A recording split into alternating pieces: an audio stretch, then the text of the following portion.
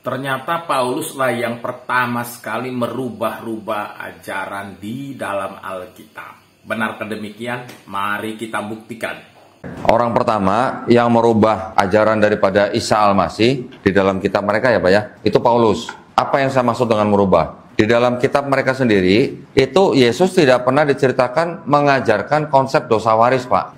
Sebenarnya dosa warisan atau konsep dosa warisan itu sudah muncul dalam perjanjian lama ya, bukan hanya dalam perjanjian baru. Dalam perjanjian lama kita bisa melihat dosa warisan itu ada dicatat di dalam Mazmur 51 ayat 5 misalnya dikatakan, sesungguhnya dalam kesalahan aku diperanakkan dan dalam dosa ibuku mengandung aku. Mazmur ini mengungkapkan pengakuan Daud tentang kondisi manusia yang dilahirkan dalam dosa, yaitu sebuah pandangan yang mendukung ajaran dosa waris. Lalu ada juga dalam Yeremia 31 ayat 29 sampai 30 dikatakan, pada waktu itu orang tidak akan mengatakan bapak-bapak memakan asam, tetapi gigi anak-anak yang terasa pedas. Tetapi setiap orang akan mati karena dosanya sendiri. Siapa yang memakan asam, giginya sendiri yang terasa pedas. Ayat ini mendedikasikan bahwa meskipun ada pengaruh dosa dari generasi sebelumnya, masing-masing bertanggung jawab atas dosanya sendiri. Ini menunjukkan adanya perubahan dalam pemahaman tentang dosa waris, yakni tanggung jawab atas dosa pribadi. Lalu, kapan Paulus mengajarkan konsep dosa waris? Nah, jadi begini ya.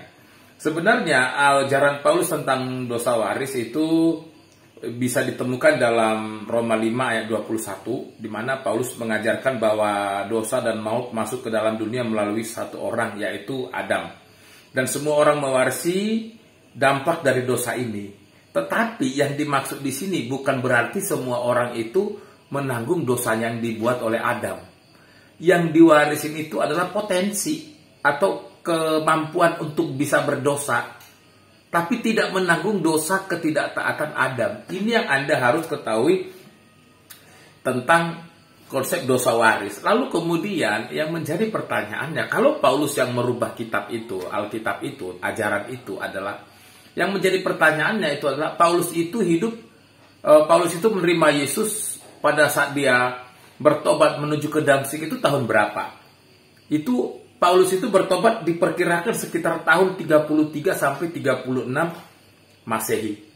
Waktu itu belum ada itu Alkitab, belum ada, itu belum dikanon kan waktu itu. Kanonisasi Alkitab itu baru selesai itu, memang sudah dimulai di abad kedua ya. Beberapa daftar kitab yang dikenal sekarang mulai muncul, misalnya surat-surat Paulus dan Injil-Injil sudah diterima secara luas di gereja.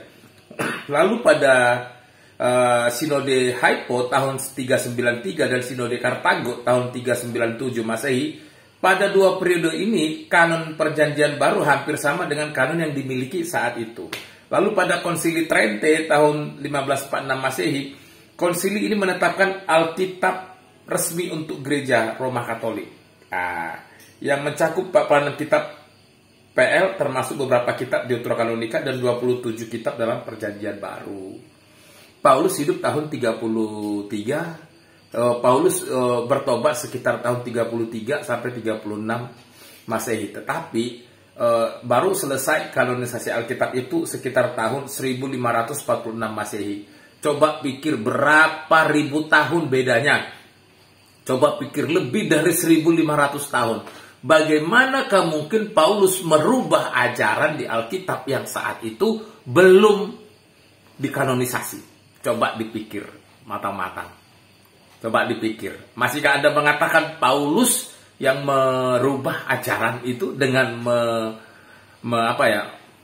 mengatakan adanya dosa waris? Saya pikir Anda harus baca lebih baik lagi.